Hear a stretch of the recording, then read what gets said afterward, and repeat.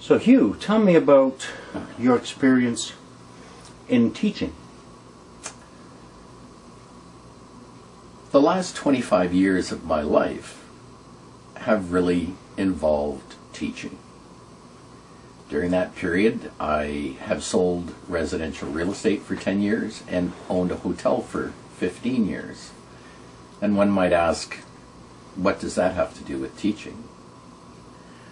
But in the case of my hotel, I had approximately 20 staff members.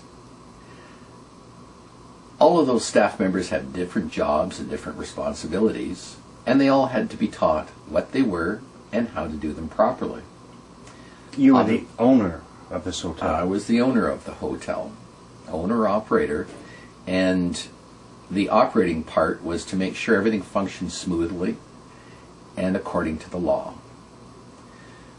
So to do that, I need each of the pieces, or partners, or staff members, to know how to do their jobs appropriately, responsibly, and legally. In the case of my hotel and 20 staff members, the staff members had to learn all their different job functions.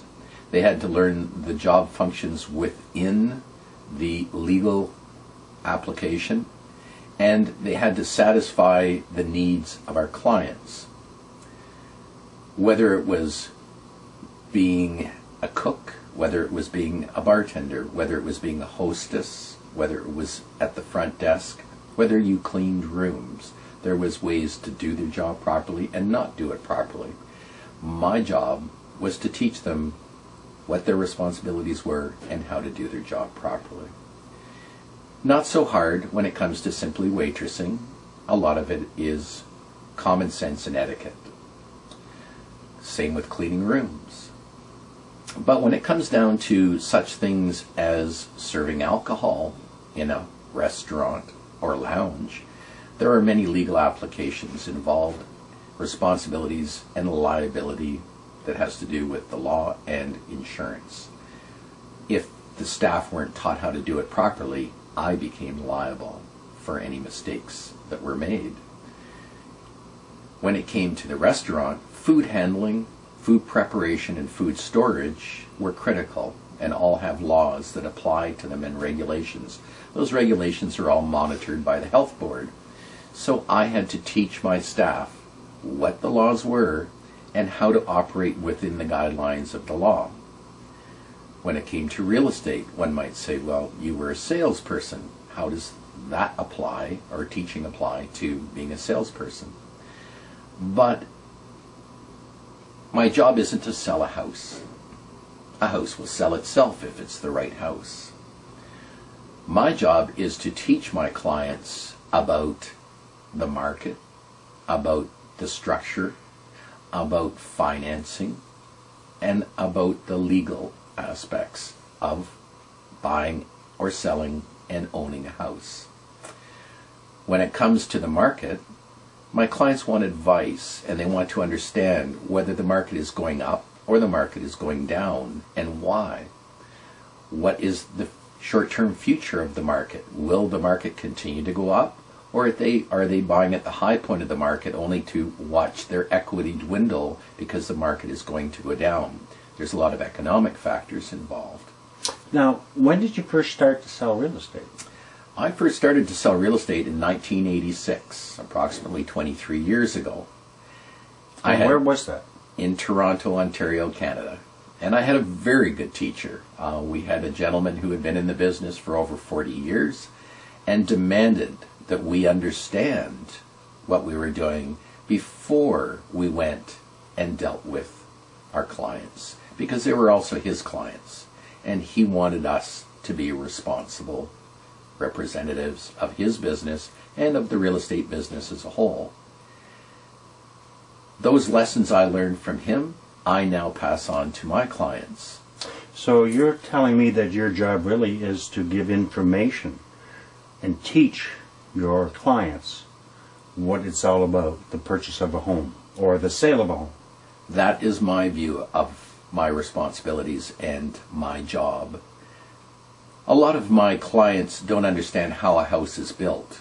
why certain applications of construction are used, what materials are used, what are good materials and what are bad materials, how long those materials will last.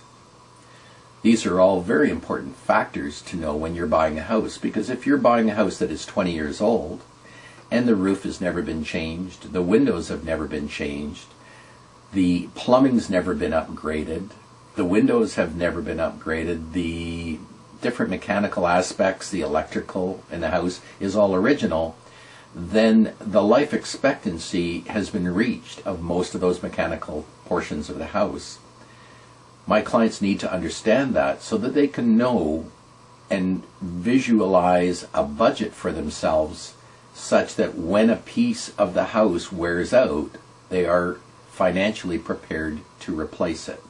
So when we are looking at houses, I am pointing out to them about the roof, about the windows, about the electrical, about the furnace, about the plumbing, all the different parts of a house that will wear out, and how much wear and tear has actually impacted a specific house, and how much time left before these pieces need to be replaced.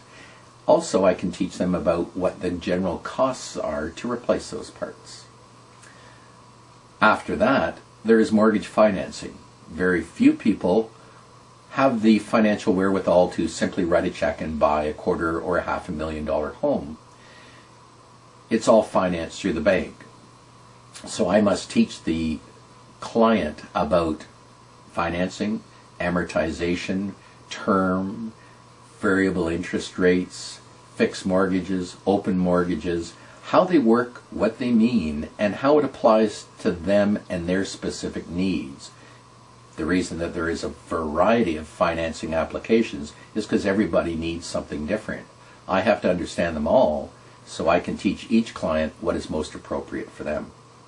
So now you've expressed that you want to teach English to people that want to learn English. Exactly. With a different language. And how do you see that assimilating with what you are already been doing? Well, I feel that 25 years working with the public sector and in the hospitality industry has allowed me to develop excellent communication skills. I am able to not only express an idea and a concept to people who don't understand it, but I'm able to also ascertain whether they are grasping what I'm saying. If not, how to rephrase so my expression or my teaching method so that they do understand, and how to see whether they truly do or do not understand what I'm saying, because some people will simply nod and say, yes, I understand, but they don't. And I am very good at reading in a human being whether they are truly grasping the lesson that I am teaching. So I think this can all be applied to teaching the language, which is my native language, and getting the application of that lesson across to somebody to whom this is brand new, who doesn't understand, just as my homeowners don't understand a lot of what I will tell them until I explain it to them. As far as teaching English goes, I believe that anybody can learn a vocabulary, anybody can be taught grammar, but equally important is pronunciation. You may use the proper words, but in the wrong order, so other people don't understand.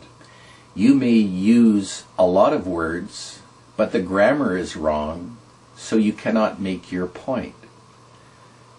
By teaching people how to pronounce words and use them in the correct context, they will be able to express an idea to their peers, to people who are of another language, so that they are understood, whether it's a social environment, whether they're traveling and need information, or whether they're a business person or a diplomat. They will be able to get their point across, their ideas across, and recognize